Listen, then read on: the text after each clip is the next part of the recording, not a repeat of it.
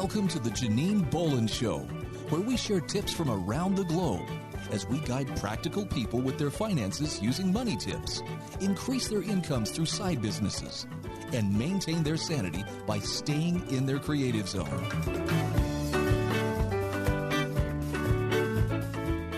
Hello and welcome. Happy New Year. It is 2022 and I am so thrilled about the plans that I have made for myself and my life in 2022. I have a lot of folks that ask me, how do you create the life that you live and that sort of thing? And so this show is going to be focused around how you build out your year. Now, last session, we talked about how to build your perfect life. And I was talking to you about how it was kind of tongue in cheek and that it was just a joke about, hey, it's perfect in my mind, right? It's not that it necessarily manifests in a perfect way, but it's perfect in my mind. And in this show, we're going to give you some money tips, how to create your financial plan. In the second episode or session, we are going to be talking about how you can go about making money as a creative. In the third segment, we're going to be describing how to share with other people what you do so that you can bring new clients or customers to you. Even if you're a writer and you just have a blog, how you can get out and get noticed. Nowadays, it's never been easier to let people know what you're doing, and you can actually take your projects on the road, so to speak. And we're going to talk about that in the third segment. And the last segment of today's show, we will be describing how to go about calming the anxieties you may be feeling when it comes to 2022. We're going to give you some tips and techniques. And so that's what we have set up for you. So let's just get started about 2022 and how do you go about creating your financial plan. Now, you may have had prior training in goal setting and how to create timelines and resolutions. And a lot of that is just not something that works for you. You know, you may be like or like what I've done, and that is I just gave up on the whole resolution thing. I don't do resolutions. And as you know from the previous show, I talked to you about step by step about how I went about creating my perfect life for the year. But really, when it comes to your financial plan, and we're going to be very specific, when it comes to your financial plan and the process of wealth accumulation, it is imperative that you describe for yourself your life purpose. Now, hang with me. I know you hear that a lot, and some people say, oh, forget it. You don't need a life purpose. Just have fun and be happy. Well, that's true. Okay. Hey, I can go along with that. I'd love to have a life that let's just have fun and be happy. However, when it comes to wealth accumulation, I find that this can be some of the most challenging steps in all of your focus on your financial future. If you have no idea why you are here on planet Earth, then you will just kind of continue to flounder around and coast through life without really having any focus or direction. And so that absence of focus is what will lead you to your current financial situation. And if you're not happy with where you are, then what can we do to help you have a better benefit? It is time for you now to kind of give yourself a creation. You need a purpose. This is the thing that will guide you not only today, but tomorrow and the next year. Basically, what I'm saying to you is you need a vision. And last episode, we talked about the importance of a vision board. This is why I describe it so much for people when we hit the new year. Now, this vision board is not something hokey. Trust me, this is something incredibly important. It basically is a pictorial image of the experiences that you want to have for 2022. What is it that you want to do with 2022? Now, how does this impact your financial future? Let me just pause with me here just for a moment. And let me describe to you, when I start my financial mentoring sessions with my clients, I say, okay, what is your purpose in life? And I usually get like a blank look, or, I might get a quick answer like, oh, I want to be a good mother, or I want to provide for my family. And if they're really honest with me, they'll say, Janine, I have no idea. So one of the tools that helps break down those quick answers and kind of unlocks what is truly important in your life, and you've probably heard this before, it's to write your own obituary. I know that sounds really morbid, but honestly, I started doing this when I was 24. I would sit down, and my obituary has changed quite a bit over the last several decades. But I just wanted to let you know that when you sit down and you write out what you want somebody to say upon your death, that really brings it home for you. And this is an insanely old technique. This is a technique that used to be used by the ancient Greeks because they were very aware of the mortality of man. And of course, it's been kind of brought to the forefront with the things that we've been living through. But I don't mean to bring you down. It's actually a very uplifting kind of exercise because you're like, what do you want people to remember about you upon your death? How do you want your best friends to talk about you? And it's kind of neat. It allows you to write in that third person kind of perspective to where you're sitting there going, wow, I really am pretty awesome. And the answer is, of course you are. There are people in this life that love you. There are people in this life who are your friends. And I know that there are times you kind of feel a little lonely or alone. But in all honesty, people would miss you if you weren't here on planet Earth. I mean, there are people who would. And so I just want you to start focusing on the way to change your financial situation is to have a clear target, to have a clear vision on what you want out of life. And so a lot of times you may have to start with something pretty hokey and corny of, I just want to be happy. I just want to have joy in my life. You may have to start with something very basic like that. It's very ambiguous. It's kind of misty. You're not very clear on it, but you definitely know what you don't want, right? You definitely know what you don't want in your life. And so focus on what you do want to have in your life and put that on a vision board, something that you're going to see every day. And when you have that, how will that actually then start moving you toward your financial future? Well, it's just one of those things that when you sit down and write your obituary and you actually start asking the questions, ideas are going to start flowing to you about the experiences that you want to have. I mean, what is it that you want people to say when you're gone, right? We've talked about that. What type of person were you? What type of life did you lead? Were you a philanthropist? Did you serve on county commissions? Were you a stay-at-home mom? Did you run a successful business from your dining room table? Were you a corporate professional? What is the idea? You see, you start getting ideas when you start writing your obituary and you start putting pictures up on a vision board. You start clarifying what you want so that you know it will make you happy. And this is something that has been known by psychologists for years and years, and that is we are driven by what will bring us pleasure. Duh, right? Our desires. And some people have been taught that that's wrong or that's bad. You're not supposed to have that. But in actuality, when you learn that about your system at the core and you stop ignoring that primal aspect of who we are, then you start using it in your own productive way. And the thing is you start seeing, well, what is it that I do desire? Well, I want my children to like me, or if you're in that kind of situation, or I want to be a better person. And honestly, a lot of things in your life start improving when you focus on yourself. Now, I know a lot of us have been taught that that's selfish, that you're not supposed to focus on yourself first. You're supposed to focus on your community and other things. But in all reality, when I stopped focusing on other people first and I started focusing on really what is it that I wanted out of life, I became a better person for it because I started to see where I was doing my own self-sabotage, how but in my interest to serve others first instead of myself, my health started to go down. You've heard these sorts of stories before. I know that you've been on these sorts of podcasts before. You've heard these sorts of stories. So I'm not going to go into detail on this.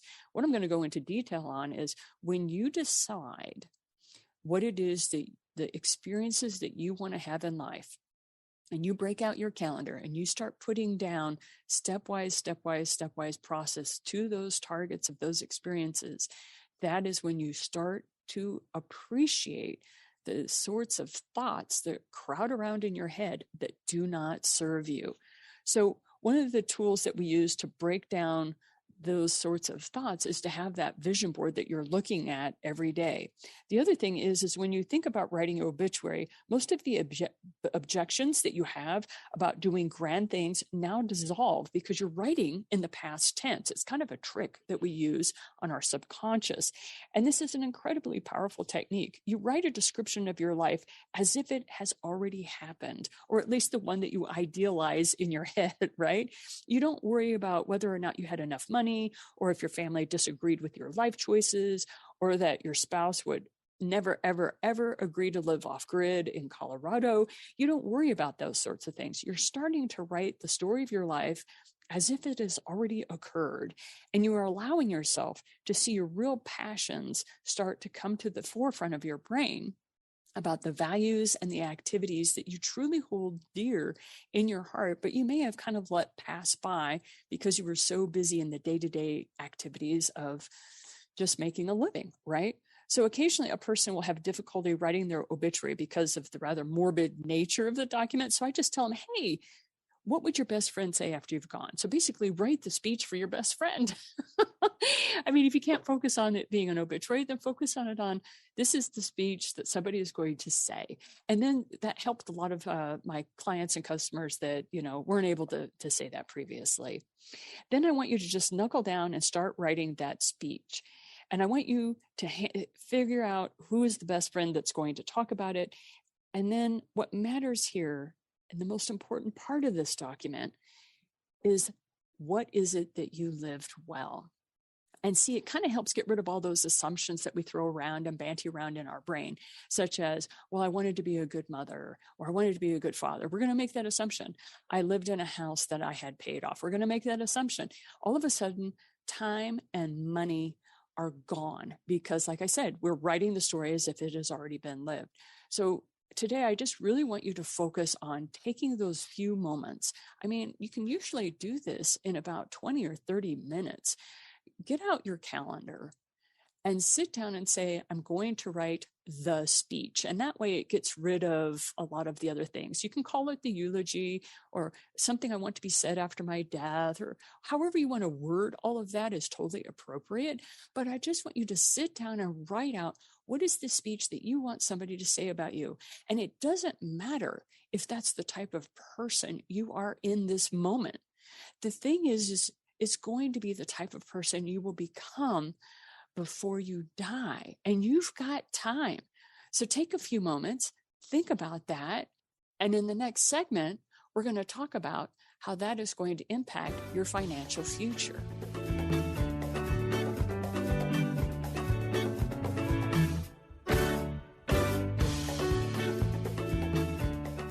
In the last segment, we were talking about how important it was for you to write the speech. What is it that you want to have accomplished in your life? And so what is the eulogy? What is the item that your best friend would talk about upon your death? So it sounds like kind of a gruesome topic, but in actuality, this is how you learn what your purpose in life is. What is it that you want to have accomplished? What do you want to do? And by writing that obituary or by writing the eulogy that your best friend will share to your community, you're kind of removing from your subconscious mind all the resistance that you would have regarding how you want to move forward with your life, because time and money are gone because it's being written in past tense. So we talked about that in the previous segment. Now, I also promised you that in this segment, we would talk about how that impacts your financial future. So this is the thing. If you have a target for where you're going, such as you became financially independent, you were able to die debt-free, you had your house paid off, your cars were paid off, you were able to pay for your children's college, whatever those sorts of goals were for, one of the things you may notice is that you actually need to find a way to make more money. And so we're going to talk about that, how you can start a business that does not take huge, significant parts of time, because we already know that you're kind of working kind of full out. You may have some leisure time where you just sit in front of the TV and veg, but wouldn't you enjoy, instead of spending times just binge watching Netflix or something like that? I'm not saying you don't ever do that, but wouldn't you rather be a bit more productive where you're working toward your financial future if you knew it was going to work, if you knew it wouldn't fail? And so we're going to walk through some steps that I have used to create the 17 different businesses that I have run over the course of my lifetime. I usually sold my businesses for a profit and then would start the next business. I'm what we call a serial entrepreneur, which means basically just say, I get bored easily. And I love the creation of a business. I do not like the maintaining of a business. So I would always end up selling my business and then move on to the next venture. So one of the things I wanted to share with you is how do you go about starting a business over a weekend? Okay. Now you will need some time where you can get to the bank. I do want to share that with you. That's the only thing that may prevent you from starting a business in a single weekend. But I want you to go to your bank and I want you to open up a second checking account. And this is going to be the business checking account. You do not, anytime you start a business, you do not want to just take cash on the barrelhead and all that kind of stuff. You really, in this day and age, it is so much easier to make sure everything is digitized and electronic. And so what you want to do is go to your bank, set up that second checking account, and that will be your business only account. And the only time you pull money out of that account is when you are trying to set up marketing for your business or what have you. What you want to do is you want to start making enough money consistently in that business that you can start pulling a paycheck. And it may be something as simple as $25 a month that you pull out of it for a while. And that's your quote, quote, paycheck. Okay. But you start off a business with the whole mindset of you are creating something that brings you joy. You're creating something that you love to do. Do not start a side hack that is something that you're doing just to make money, because if that's the focus, you're going to burn yourself out.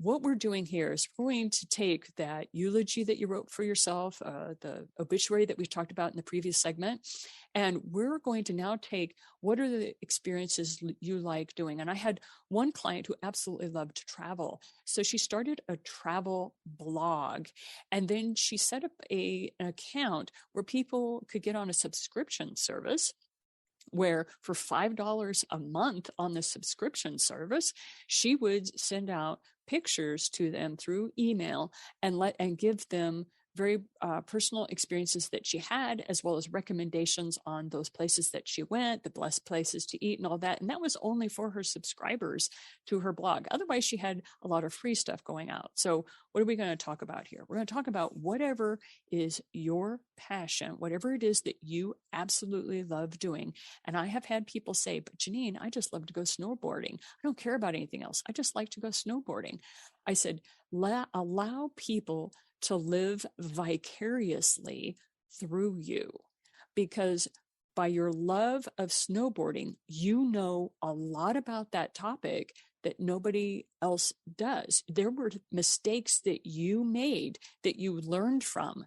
Allow others to learn from your failure. Allow others to learn from what didn't work for you. Talk about that, and then talk about what eventually did work. Okay.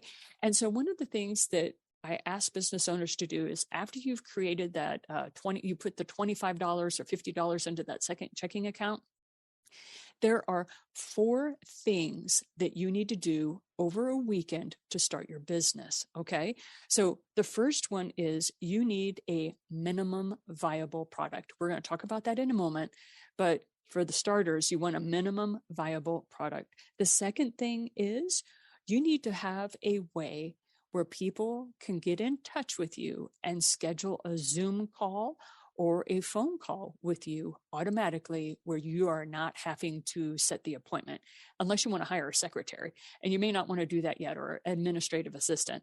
I always set up an automated book me or calendar schedule system where people can contact me and I don't have to be around. I encourage you to do this because you don't want to, it's a real time drain. Okay.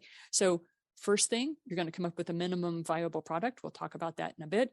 The second thing is you're going to set up an automated calendar system where people can communicate with you either through Zoom or through your phone call. Okay. The third thing that you need to automate is what are going to be your working hours. Set up your working hour schedule. When you're starting a side business and you work full time, you don't want to burn out. You're still going to need time that you have days off. You will need time off. When you're starting a business, a lot of people think you have to work hard. That is incorrect.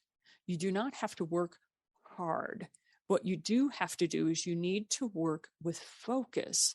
And then when you've focused on the particular things that I'm talking to you about, then you can relax. So for starting a business, you want to set up what your working hours are. Now, when I first started a side business where I was working on teaching people how to do follow-up systems for their businesses, I only had from 8 a.m. on Saturday morning to noon that I could do because I was homeschooling my 4 children. I was working full time. So I only had that 4 hours.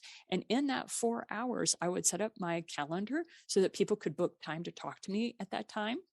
And I also set up during that 4 hours time where I was writing my blog posts, I was doing marketing, that sort of thing. So basically, I was only able to meet with people in little 20-minute segments. That's all I had time for them because I had to have time to also build certain aspects of my business. So you can see how you can carve out just 4 hours a week to start off a business, but it's imperative that you set up working hours for yourself because you already have a job that does that. So you set up your working hours and that way you create that perfect life we were talking about in our previous episode.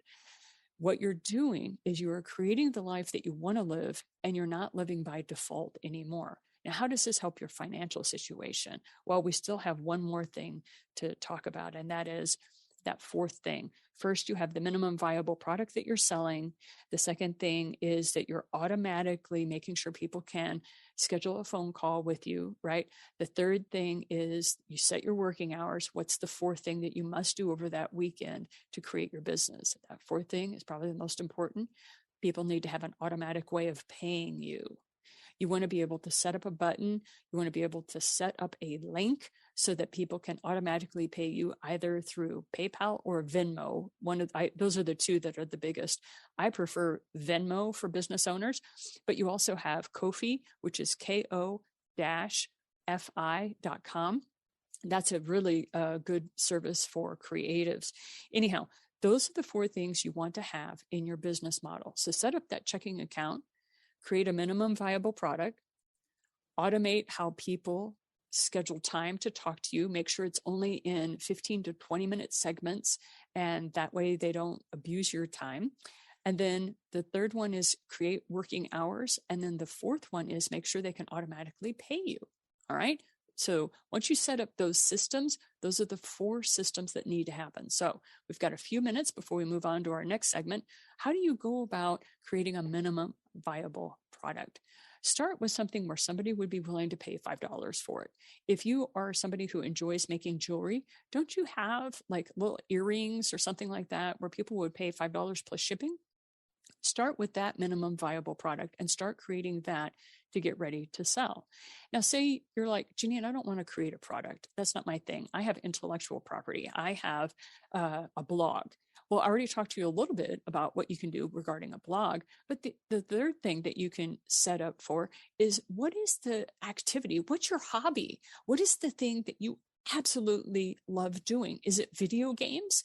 Do you have a video game that you know the inside and out and you could write the book on how to get to the levels faster, easier, what have you?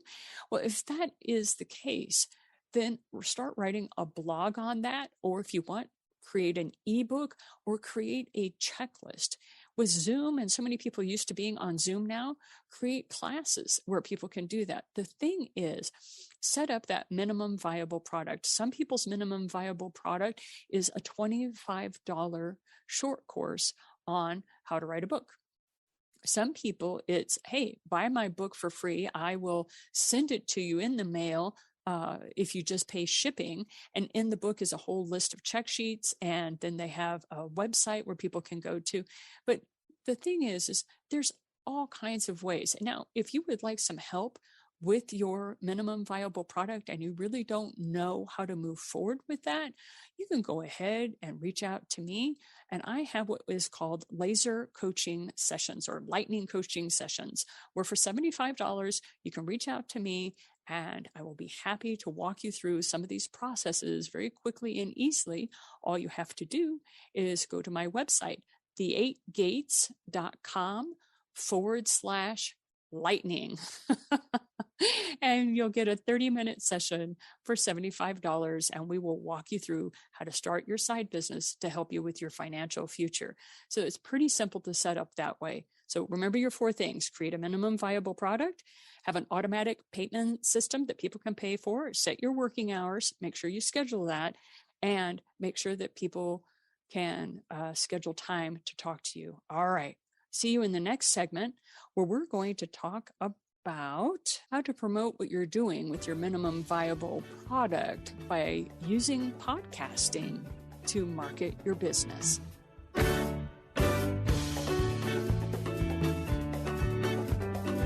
Hey, welcome back. This is Janine Bolon, and we are talking today about how you can go making more money doing passionate work. And what I mean by that is doing the things you love doing, the hobbies that you have, whether it happens to be you enjoy Scrabble or you happen to enjoy being a snowboarder. It doesn't matter. Whatever the hobby is that you have, how you can go about making a side business out of it and yet still have the joy of that business. So in the previous segment, we were talking about how it was important for you to have some sort of a vision for yourself for 2022.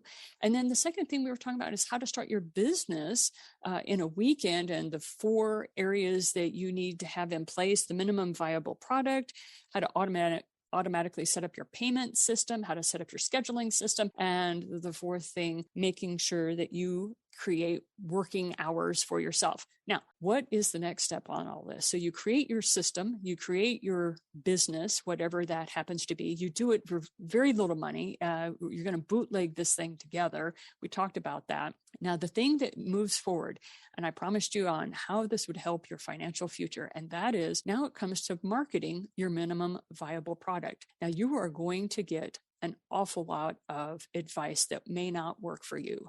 And I will let you know what I'm trying to do is save you 7 years of high anxiety and $25,000 of mistakes that I have made.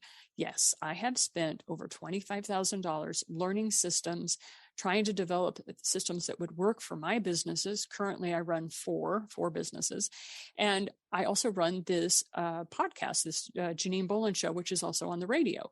And so I have a lot of experience on things that work and don't work. And so if you would be kind enough to listen to me for the next 10 minutes, I will share with you the single best approach that I have found that is low budget, low cost, and serves me quite well. And that is, once you have your minimum viable product, you've set up your other automated systems that we talked about, it's now time for you to create what we call a media kit. Now, what's a media kit? In the old days, it used to be called a press kit. And this press kit was an item that you would hand out to people who were reporters and the press. So people that were doing newspapers, magazines, that sort of thing. And you would describe for them some sort of event or product that you were promoting, and you were giving them all the information that they needed to assist you in that promotion. So one of the things that's absolutely incredibly valuable in this day and age is for you to teach people what you failed at. I know a lot of people like to say, oh, I'm a great success, I'm this, I'm that. But guess what?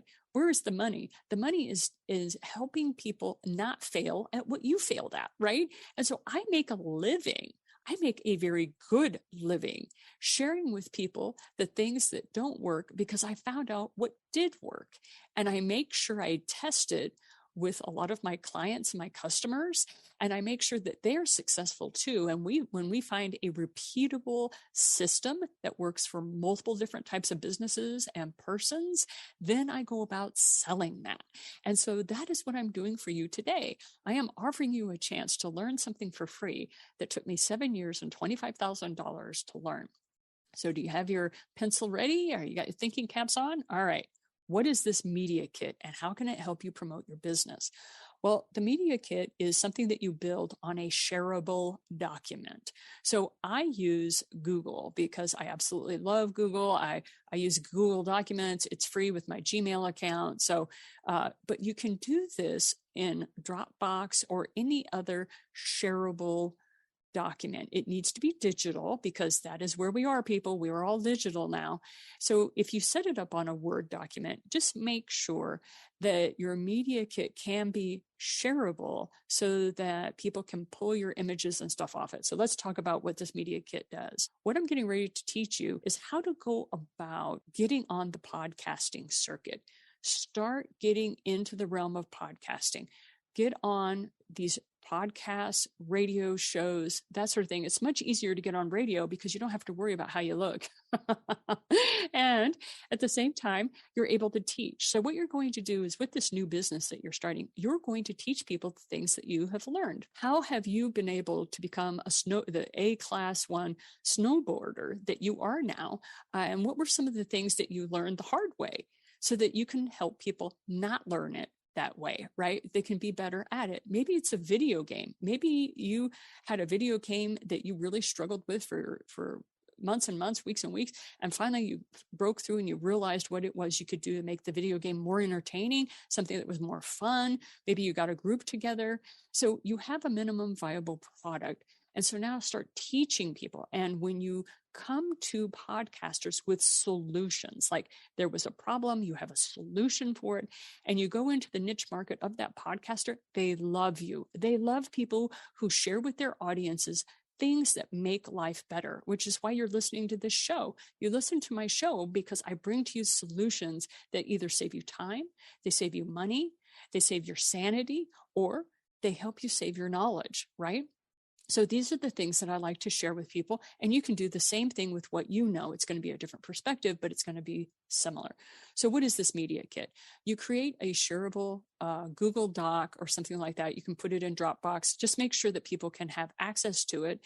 And then you want to set up a header. So my particular media kit says Janine Bolon, author, podcaster, scientist, and sacred clown.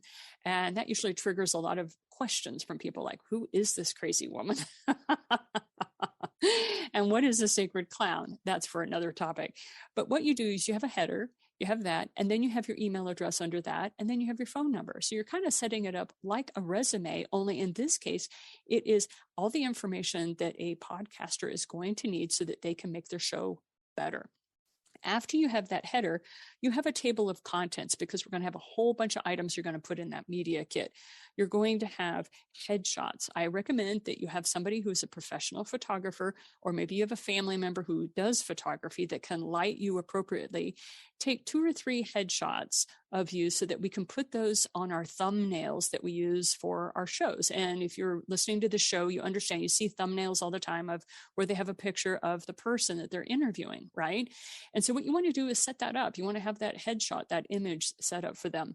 And you want it to be professional so it doesn't look fuzzy. Why? Because if it looks fuzzy, it makes us, the podcaster, look like we're not pro. Okay. And trust me, we're pro. And we want to have you look at your best. So go ahead and have that headshot done professionally. The other thing you want to do is have some action shots of what you're doing. So like if you're a snowboarder, I want you to have some shots of you doing snowboarding. If you're a jeweler, like you're somebody who likes to make jewelry, have a picture of you at your workbench, looking down at your work, doing what it is you do. I'm a teacher, so some of my action shots are standing up in front of a class teaching. Okay. So it just depends on what you're doing. Some of you have seen the headshots with me with my headset on. All right. Have shots of you with what you're doing. And then it will be up to the podcaster which image they're going to pick. Then you want to have images of what your business does. Now, maybe you have a logo for your business. Look, you can run a business without a logo, people. You don't necessarily need one, but if you have one, go ahead and put that in there. But the thing is you want to have images that the podcaster can use for the thumbnail sketches. Then it's important that you create 3 different bios. Now, these bios describe who you are. You're wanting to help your podcaster be able to introduce you well. And so that bio is going to need to be in place so that you have a 150 character bio. And that's for the people that broadcast onto Twitter. Then you need to have a 200 to 300 word bio, and then you can have a long bio. And that's for the articles that podcasters sometimes have. So those are the things you want to talk about. How do you want to be introduced? And then after that, you want to have your topics, your talk topics. So one of my talk topics is author podcasting, how to be a standout guest and take your book on a virtual tour. And so that's one of my talk topics. Another talk topic I have is how to nurture your business in 4 hours a week, the Thriving Solopreneur. The fourth top topic I have is how to write a book a year, setting up a calendar year to write your next book, stuff like that. So you have these things that you can talk about. And I know you may not have ever seen yourself as a public speaker. Trust me, you're not a public speaker. You're a speaker to podcasters. It's very different. All you have to do is talk about what you know. And the podcaster is very good at interviewing. So as long as you know the top 3 ways to fail at snowboarding, then you can twist that around and you can say, the top 3 lessons I learned about snowboarding. You can go on from there. If you have some struggles with this, and if you don't, if you're like, okay, Janine, this sounds really good, and I really want to learn more about that, I have what I call my lightning coaching sessions. And what those are is 30-minute sessions where we talk about this one topic, and I can coach you for $75. Trust me, I have years of experience. That is going to be worth your $75. But we can help you solve some of these situations that you have. And you just go to my website, the8gates.com/lightning, and you write that out, and that will help you. Okay. But moving on, we also have interview questions. Go ahead and put in your media kit some suggested interview questions for your podcaster, and then any social media links. If you want people to follow you, say on Facebook or LinkedIn, go ahead and put 1 or 2 of those links there. Maybe you're a jeweler or an artist or a creative, and you have an Instagram account. Put that down. You don't have to be on all social media. Just direct the people to where you want them to find you and see what you're doing. Instagram is wonderful for people because they can have a visual image of what you're doing and what your activities are. And so when you're creating a new piece of jewelry or you're writing a new book and you're so excited about the new book cover, these are the things that can be posted on Instagram that are very helpful to your podcaster. So when it comes to podcasting, there as a guest and how you be a standout guest is by having a media kit, you are showing them that you are a professional, that you know what you're doing. Even if you don't, you give the impression that you know what you're doing. And if you really would like to, I can go ahead and be your first podcaster. You're welcome to come on my show. I recommend that the quickest and cheapest way to get on my show is buy my book, Author Podcasting. Be a standout guest while taking your book on a virtual tour. And you may say, but Janine, I don't have a book. Well, you have a business, and just put business instead of book. It's the same systems. It'll work for you. Go to authorpodcasting.com and you will find book, and it will lead you there. And I suggest you buy my book. It talks about the media kit, talks about how to get on podcast shows. I have systems in place that are very helpful, and you can just go through that system and you will be able to start taking your business on tour and market it for very little cost. In the next segment, we're going to talk about how to calm some of the anxiety you may have regarding the topics we've been discussing, as well as just anxiety that you have in your life for now. Stay tuned.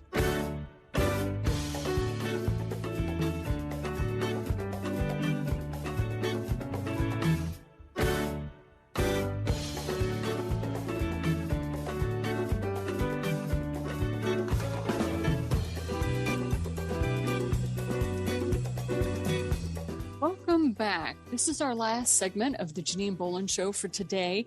And I had promised you at the top of the hour when we were talking about the money tips and how to make money and how to be a standout guest with the business that you're running. I'd promised you that in this segment, we would be talking about how to calm some of the anxiety that can naturally happen with what's going on in the world today and that sort of thing. And these are systems that I have used not only for my clients, but also what I've used for myself.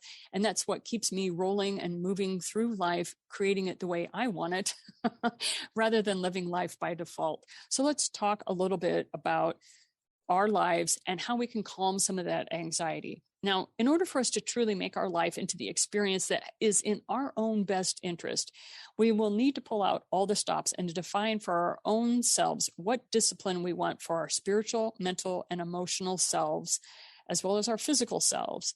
And believe it or not, I'm going to ask you to stop taking advice from well-meaning people around us. Now, these well-meaning people continually think that they know what is best for us. If you are listening to this, I am making some assumptions about you. First of all, I am making the assumption that you're an adult. Second of all, I am going to make the assumption that you have the presence of mind to know when you're feeling good and when you are feeling bad. No one else can tell you if you feel good, and no one else can tell you if you feel bad. I mean, right? I mean, seriously, come on now. I mean, to get down to basics here, no one can feel what you feel right now. As much as we have people in this world who are empaths and they can kind of feel it, for the most part, on a day-to-day basis, no one can truly feel the way you feel. This is what makes you an individual. This is what makes you so you. Is the way you feel. So unless you're standing in the presence of truly a highly trained, sensitive empath who has gone through their training of discipline, no one can really tell you how you are feeling in any one moment. Even the best empaths that I've ever met that have been around have to feel a shift in the energy. That's usually what they're picking up on. And they're getting their cues from other aspects rather than just your current emotional state. So the important thing to remember is that you are in control of two things. You are in control of your thoughts, and you are in control of your emotions. And you may have been told otherwise on this planet, but trust me, you have control over these things. However, you may feel out of control in a lot of those. And so what I'm going to do is give you some simple tips and systems that you can use so that you can start gaining control again of your thoughts and your emotions. This allows you to stay in awareness of what is in your highest and best good. If you allow your emotions and your thoughts to go nuts and go crazy, then you're not in control of your own life experience. And I wish people could do this for you, but it really comes down to you in this point. So if you find yourself in a state of recurring anxiety, nothing is wrong with you. It's just your body telling you, hey, you need to be able to calm down. And so I'm going to give you some tips that works. Now, a caveat. My attorney wants me to say this. I am not a trained psychiatrist. I am not a trained psychologist. I have absolutely no medical training whatsoever, okay, except my first aid merit badge and CPR training. This is all the medical training I have. So if this does not harmonize for you or does not work for you, don't do it, okay? If this is not something that it helps you feel better, don't do it, okay? Don't take my advice. But if this is something that resonates with you, and because I know that there are a lot of people walking around in a state of anxiety, anything that works for me, this is just what helps me. I hope in my heart of hearts that it will also help you. Okay, so now that we've done with the legal part, moving on. So what I'd like you to do is get settled in some sort of a discipline that is of your own making. Now let's talk about the word discipline. It means to be a disciple of. And what I want you to do is to be a disciple of your own well-being. I want you to start focusing on that if you don't feel good and if the thoughts are rampaging through your brain, you are not in a good state of mind or in a good state of emotion.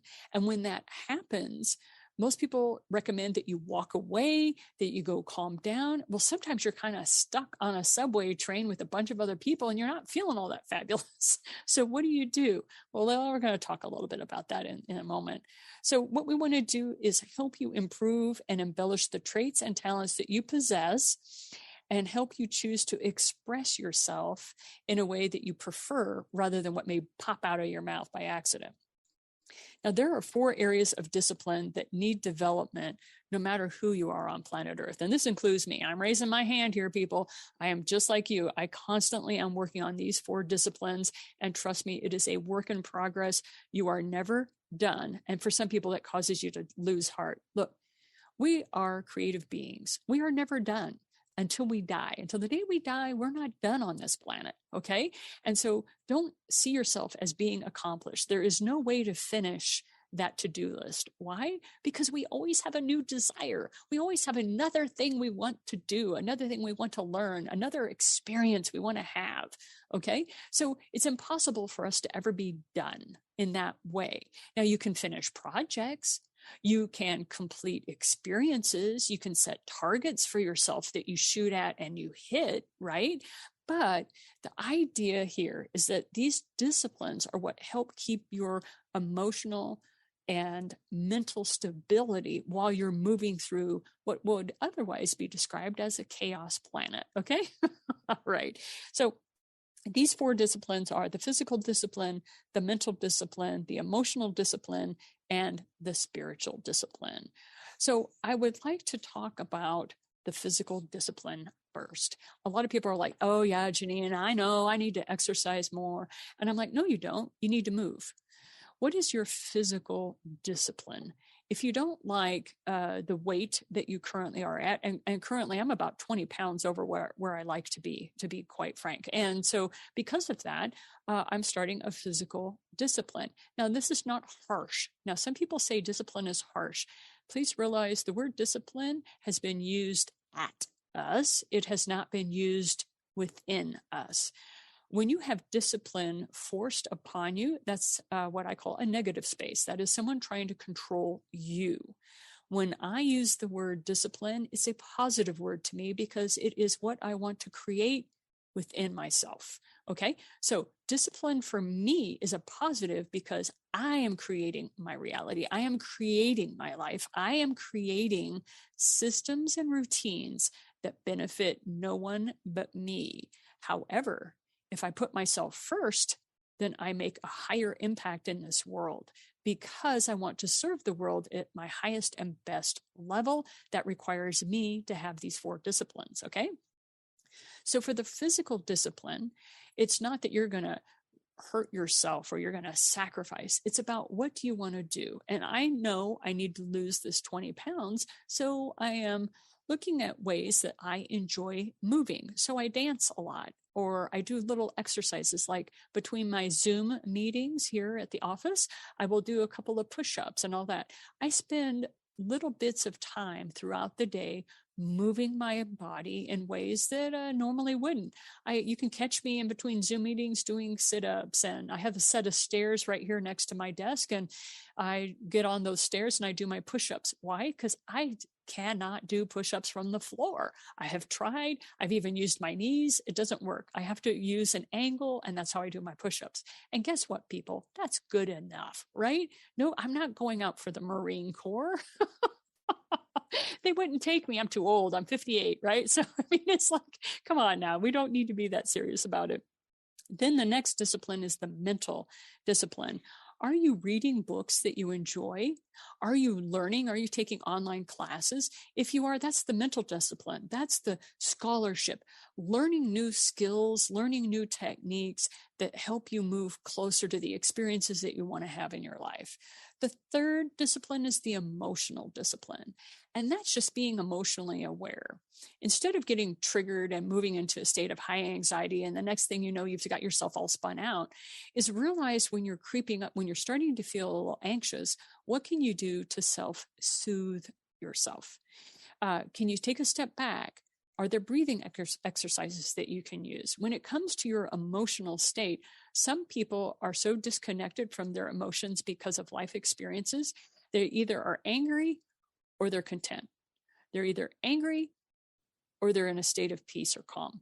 Okay. And that's all that they've got because that's what happened to them in their life. So for those of you who are angry or content, and that's all you've got, you're kind of binary in your emotional state, become a bit more aware that before you hit angry, realize that there are signs that show you that you're moving into anger.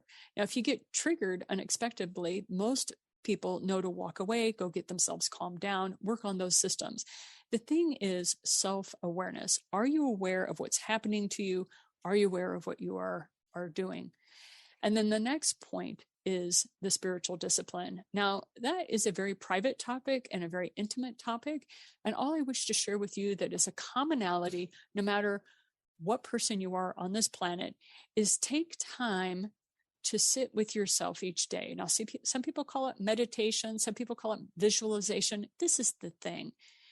Make sure that you spend time each day with the most important person in your world, and that's you. You spend more time with yourself than anyone else on this planet. You are in your head. You think, your own thoughts. You have your own emotions. Take time each day. And I recommend 15 minutes where you're sitting down and you're away from everybody else. I used to have to sit in my closet because I was a single mother with 4 kids. And so I'd say, Mommy's taking a time out. And I'd go sit in a closet, and for 15 minutes with a flashlight, would just spend time with myself and talk about all the good things that I was able to accomplish that day. So in whatever way that is the spiritual discipline that will help you with the anxiety that you may feel regarding the world as it is. If you'd like more tips and techniques on how to calm anxiety, be sure to listen to the next episode of the Janine Bolon Show. We'll be doing that throughout the next couple of months, is giving tips and techniques and systems that will help you as you move forward in 2022. Thanks so much for listening. It was great to have you with us today. We wish you the best that 2022 can offer, and you know how to get a hold of us. Otherwise, stay tuned for the next episode next Sunday. Take care. Thank you for listening to the Janine Bolon Show. Be sure to subscribe to our show notes by going to theJanineBolonShow.com, where you'll find additional resources as well as the opportunity to sign up to receive our program in your email each week. Be sure to visit our sponsor at the8gates.com.